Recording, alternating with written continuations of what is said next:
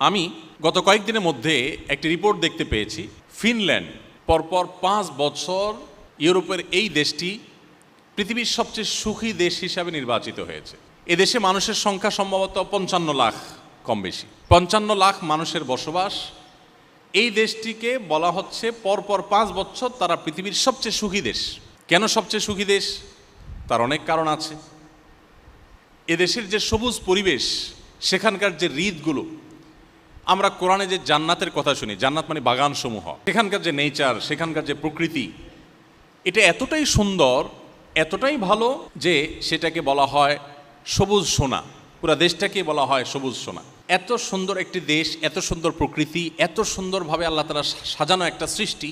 সেই দেশে শিক্ষা বলেন, সংস্কৃতি বলেন, অর্থনীতি বলেন, সব দিক থেকে মানুষ সুখী। অপরাধ প্রবণতা মানুষের মধ্যে নেই বললেই চলে, যার কারণে তারা পৃথিবীর সবচেয়ে সুখী দেশ হিসাবে পরপর 5 বার নির্বাচিত হয়েছে। ইন্টারেস্টিং বিষয় হলো, এই দেশটিতে আত্মহত্যার প্রবণতার যে সিরিয়াল আছে পৃথিবীতে, সেই সিরিয়ালে এই দেশটি 21তম। পৃথিবীর সবচেয়ে সুখী দেশ, কিন্তু আত্মহত্যার প্রবণতায় তারা 21 নম্বরে আছে। আসুন আরেকটা দেশ সম্পর্কে আমরা জানি, সুইজারল্যান্ড। সুইজারল্যান্ডের নাম শুনলে আমাদের স্মৃতিতে ভেসে ওঠে ঘড়ির কথা, সুইজারল্যান্ডের ঘড়ি, ট্রেনের কথা, চকোলেটের কথা, অনেক কিছু আছে যেগুলো পৃথিবীর অন্য অনেক দেশ থেকে তাদেরকে পার্থক্য করে দেয়। তারা সুখী দেশের সিরিয়ালে তৃতীয়। সুখী দেশের সিরিয়ালে তৃতীয় হওয়া সুইজারল্যান্ডের মানুষ সুখী, কারণ সেখানকার শিক্ষা, সংস্কৃতি, অর্থনীতি, সেখানকার পরিবেশ, সব কিছু পৃথিবীর অন্য সব দেশের চাইতে ডিফারেন্ট এবং ভালো। অপরাধ প্রবণতা নেই, নানান দিক থেকে তারা অনেক বেশি ভালো এবং অগ্রসর। অবাক করা বিষয় হলো, এই দেশটাতে সম্প্রতি সরকারিভাবে আত্মহত্যা করার বৈধতা দেওয়া হয়েছে, অনুমোদন দেওয়া হয়েছে। অর্থাৎ আত্মহত্যা এত বেশি মানুষ করতে চায় যে এটা আর ঠেকাবার সুযোগ নেই। গভর্নমেন্ট বাধ্য হয়ে অনুমতি দিয়েছে যে যে কেউ চায় আত্মহত্যা করতে পারে। শুধু তাই নয়, আত্মহত্যা করবার সুবিধার জন্য নানা রকমের ব্যবস্থা আছে। যেমন সার্কো নামে একটা খাট, এটা আবিষ্কার করেছে তারা, যে এই খাট বা কফিন, এই কফিনে কেউ যদি একবার শুয়ে যায়, এটা তার জীবনের শেষ শোয়া হয়। অর্থাৎ খুব সহজে যেন আত্মহত্যা করতে পারেন, সেজন্য নানা রকম আবিষ্কার তারা করছে। কারণ মানুষ বেঁচে থাকতে চায় না, এত সুখী দেশ, তারপরে বেঁচে থাকতে চাচ্ছে না। এরপর আসুন, একটা সংস্থা তারা নিয়ম করেছে, তাদের সংস্থায় যারা আত্মহত্যা করতে চায় তারা সদস্য হতে পারে। সদস্য ফি $200। $200 দিয়ে সদস্য হওয়ার পর তিনি আত্মহত্যা করবেন। এই সংস্থা তাকে আত্মহত্যা করতে সাহায্য করবে। তার আত্মহত্যা যদি সাকসেস হয়, সফলভাবে তিনি যদি আত্মহত্যা করতে পারেন, তাহলে আগেভাগে তার সম্পদ থেকে লিখিত দিয়ে যাবেন, $7,000 তাকে পেমেন্ট করতে হবে। কিসের জন্য? মরার জন্য। পৃথিবীর সবচাইতে তৃতীয় সুখী দেশের কথা বলছি। এরপর আসুন, একটি বই আরবিতে, এটা অনুবাদ আমি বাংলায় করেছিলাম সৌদিতে যখন ছিলাম তখন। বইটার নাম হলো রব্বি আল্লাহ, আমার রব আল্লাহ। কেন ইমানদার সুখী হয়, কেন নামাজ মানুষকে সুখের দিকে নেয়, কেন ডিপ্রেশন থেকে বাঁচার একমাত্র ওয়ে হলো নামাজ ও ইমান, রিয়েল ওয়ে, প্রকৃত উপায় যে কেন, এটা বোঝাবার জন্য বলছি যে রব্বি আল্লাহ কিতাব, এই বইটির মধ্যে একটা গ্রাফ আছে।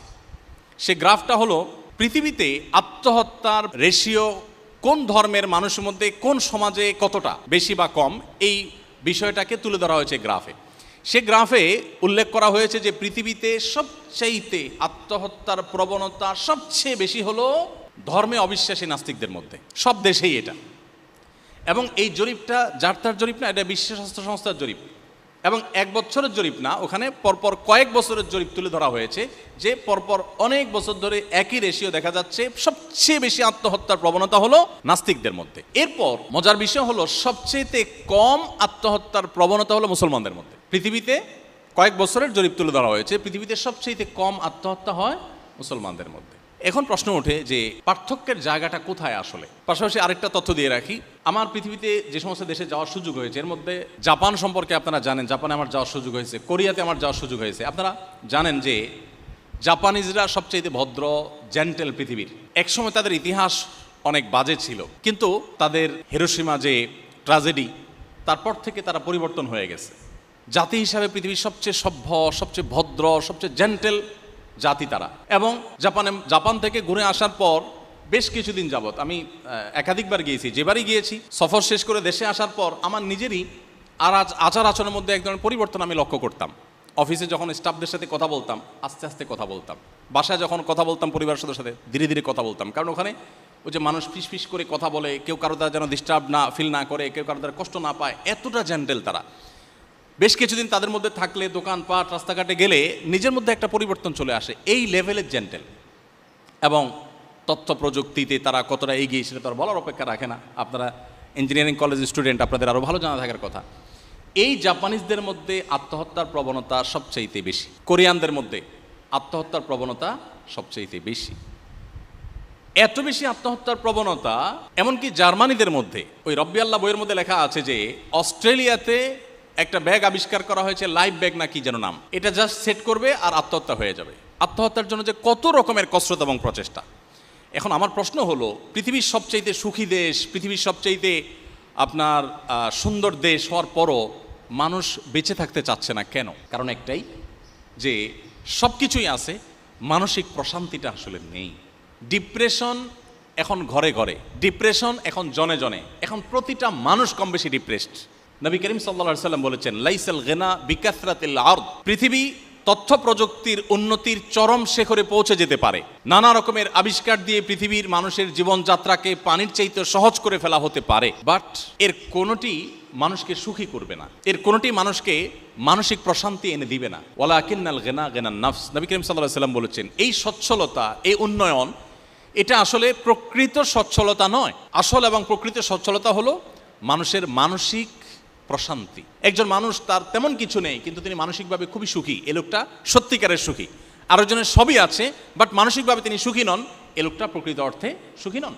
আমাদের দেশের কথা যদি আমরা বলি, আমি কিছুদিন আগে বগুড়া গিয়েছি, একজন ডক্টর চিকিৎসক তিনি আমাকে এসে বললেন যে ভাই, আমাদের এই বগুড়াতে গেল কয়েক বছরে আত্মহত্যার প্রবণতা খুব ভয়ঙ্করভাবে বেড়ে চলেছে এবং রেশিওটা এতটাই বৃদ্ধি পেয়েছে যে এটা রীতিমতো ভাববার মতো। এই বিষয়ে আপনি কিছু বলেন। আপনারা অনেকেই জানেন যে করোনাকালীন সময়ে শুধুমাত্র বিশ্ববিদ্যালয়ের শিক্ষার্থীদের মধ্যে যেই পরিমাণ আত্মহত্যার ঘটনা দেখা গেছে এক বছরে, সেটা এর আগে 10 বছরেও দেখা যায়নি। এবং দিন যত যাচ্ছে আমাদের মধ্যে এই প্রবণতা বাড়ছে। কেন বাড়ছে?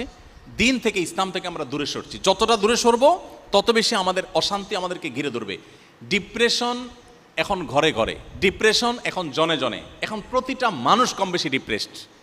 আমরা যদি আমাদের শৈশবে ফিরে চলে যাই, আমরা দেখব আমাদের বাপ চাচারা, আমাদের আশপাশের মানুষগুলো এত ভালো ছিলেন না, এত সুখে ছিলেন না। আমরা আমাদের দেশের বাস্তবতা যদি চলে যাই, 2 দশক 3 দশক আগে আমাদের দেশে এত কলেজ ইউনিভার্সিটি ছিল না, এত আপনার রাস্তাঘাটের এত উন্নয়ন ছিল না, আমাদের দেশে অনেক কিছুই ছিল না, কিন্তু মানুষগুলো তুলনামূলকভাবে এখন থেকে অনেক বেশি হ্যাপি ছিলেন, সুখী ছিলেন। আত্মহত্যা এটা কালে ভদ্রে হতো, এখন যেরকম দেখা যাচ্ছে সকাল বিকাল এরকম হতো না। এর অন্যতম কারণ হলো তাদের ভিতরে ইসলামের চর্চা কিছুটা হলেও ছিল, যেটা এখন একেবারেই নাই। সম্মানিত উপস্থিতি, নামাজ সম্পর্কে আমি বলছিলাম, প্রিয় নবী সাল্লাল্লাহু আলাইহি সাল্লাম বলতেন, আরেহনা বিহা ইয়া বেলাল। বেলাল রাদিয়াল্লাহু তাআলা আনহু ছিলেন আমাদের প্রিয় নবীর মুয়াজ্জিন। তাকে বলতেন, বেলাল তুমি আজান দিয়ে মানুষদেরকে ডাকো, একত্র করো, আমাকে একটু প্রশান্ত করো, আমি একটু নামাজ পড়ে প্রশান্তি পেতে চাই। আমরা তো ভালো খাবার খেয়ে, ভালো জায়গায় ঘুরে ট্রাভেল করে প্রশান্তি পেতে চাই, সেগুলোতে প্রশান্তি সন্দেহাতীতভাবে আছে, কিন্তু একজন ইমানদার নামাজের ভিতরে যে প্রশান্তিটা পাবেন এটা আর কোথাও পাবেন না। কিন্তু এই জিনিসটাকে ফিল করার সুযোগ আমাদের জীবনে হয়নি। এজন্য আমি অনুরোধ করতে চাই, খুজুর সাথে আপনি নিয়মিত 5 ওয়াক্ত নামাজ খুব ধীরে সুস্থে সুন্দর করে মনোযোগের সাথে পড়ার চেষ্টা করুন।